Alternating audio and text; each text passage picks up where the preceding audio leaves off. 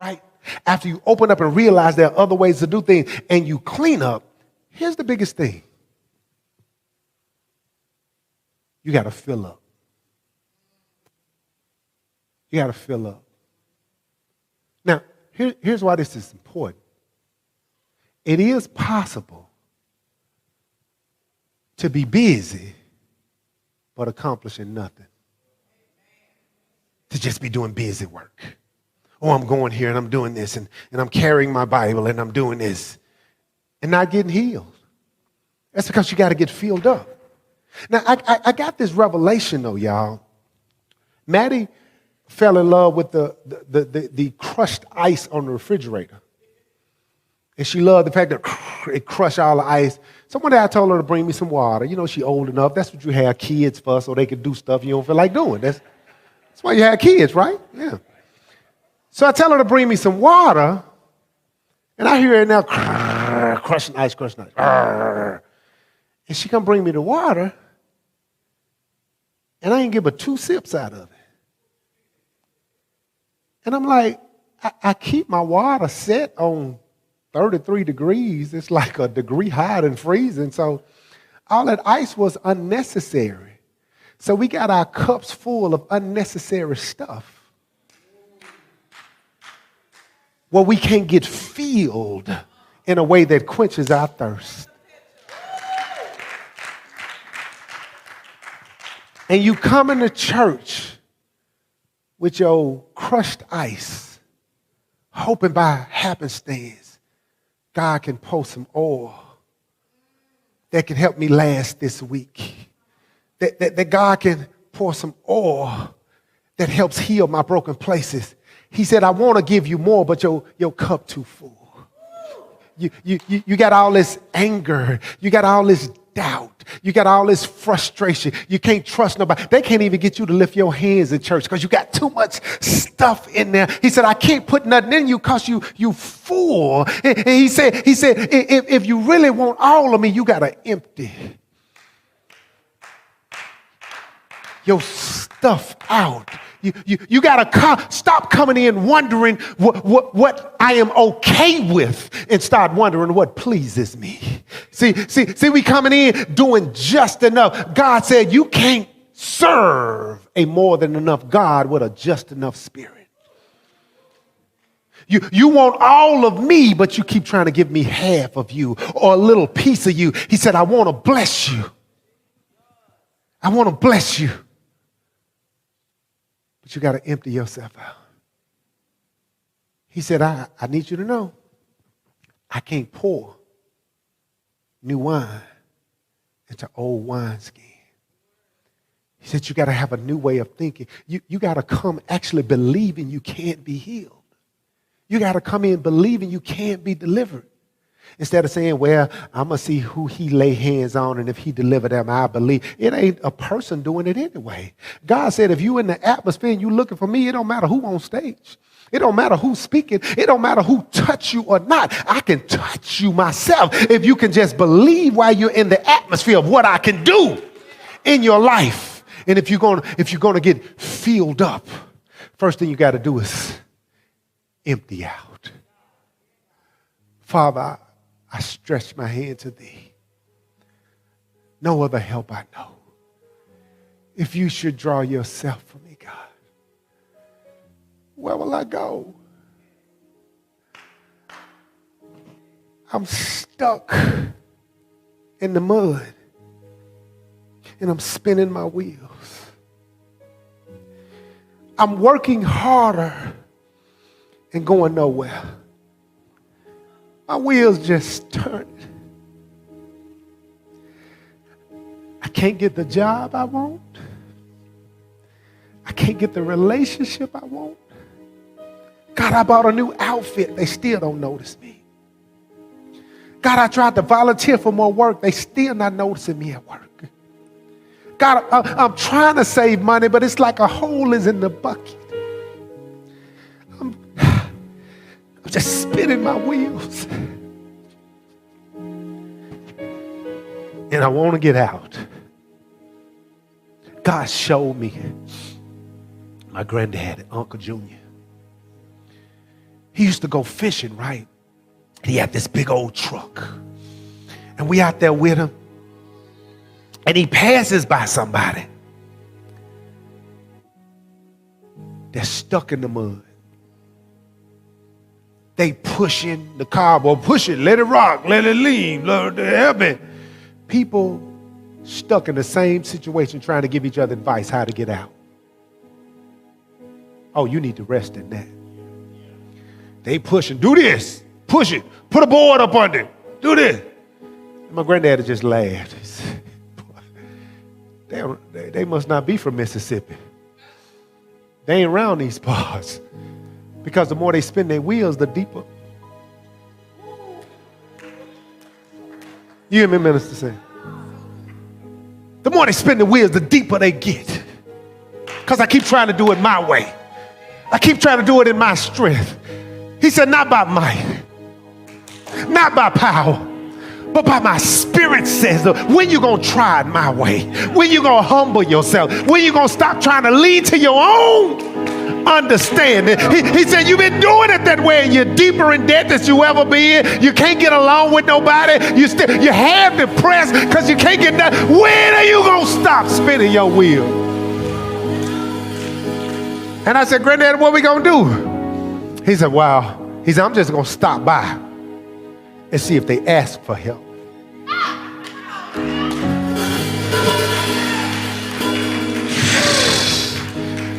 God said, I've been in the building the whole time. And you asking all these people that's stuck in a situation with you, you ain't asked me for help not one time. You keep praying the same prayer. When you gonna drop your pride and say, God, I don't know the answer. Just bless me. If I can press through the crowd, you ain't even gotta go to my house with me. God, I just need you to meet me where I am. So he sat there, and dude said, hey, brother, can you help me out? My granddaddy chuckled. He said, yeah, I'll help you out. He said, but oh no, I'm not finna get out and get in that mud.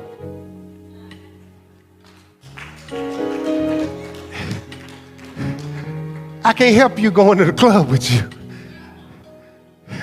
I can't help you going to the casino with you. See, if I'm going to help get you out, you got to be willing to come up on some dry land.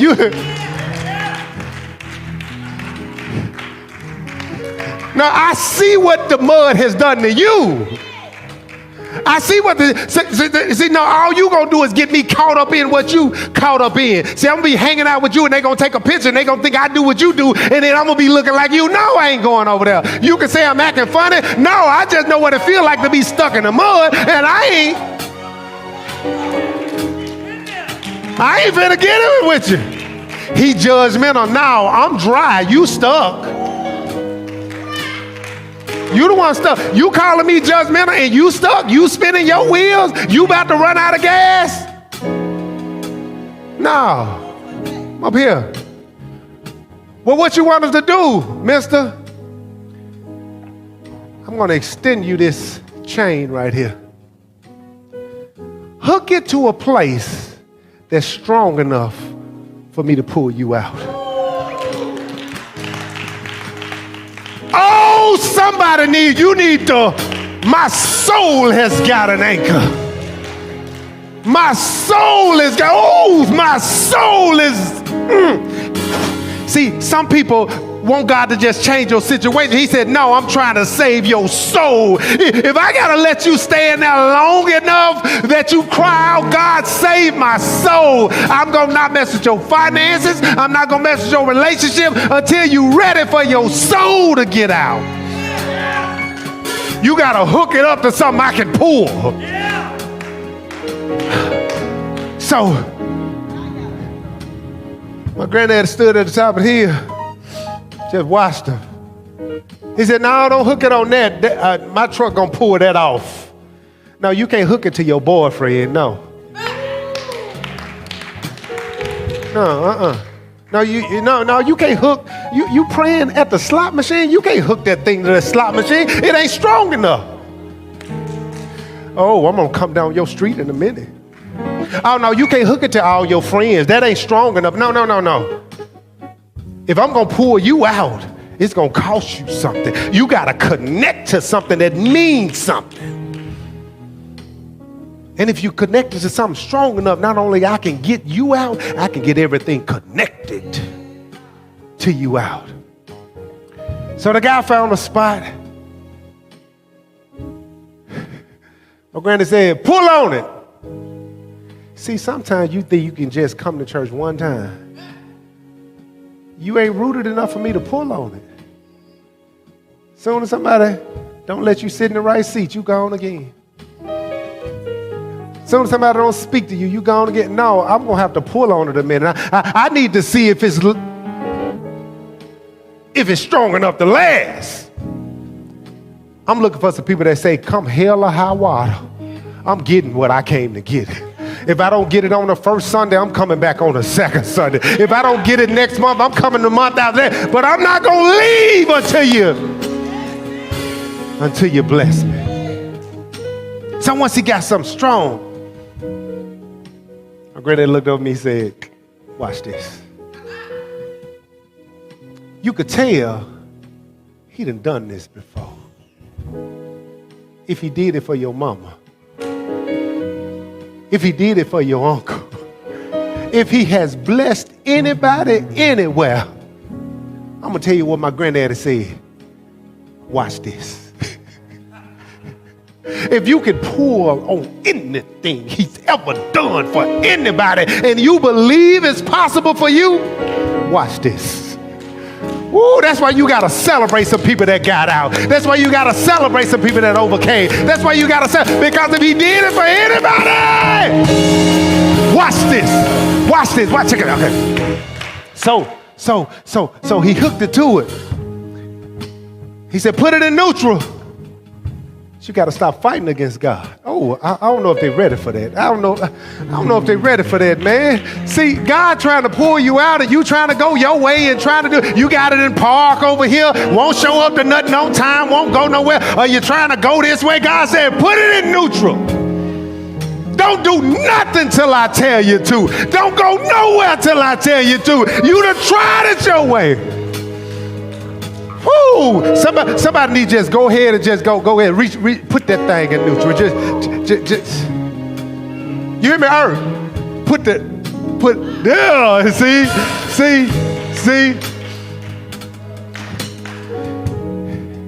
And then, all he did, it was effortless too. Cause he had that big old truck. He pushed the gas on that thing, pulled that thing right on up out of there. And they were rejoicing and excited. And I remember when Jesus said, y'all rejoicing over the wrong thing. Rejoice that your name is written in the book of life. The stuff you wanted to get out, that ain't nothing to me. Debt, that ain't nothing. Jobs, that ain't nothing. All of this stuff, that ain't nothing.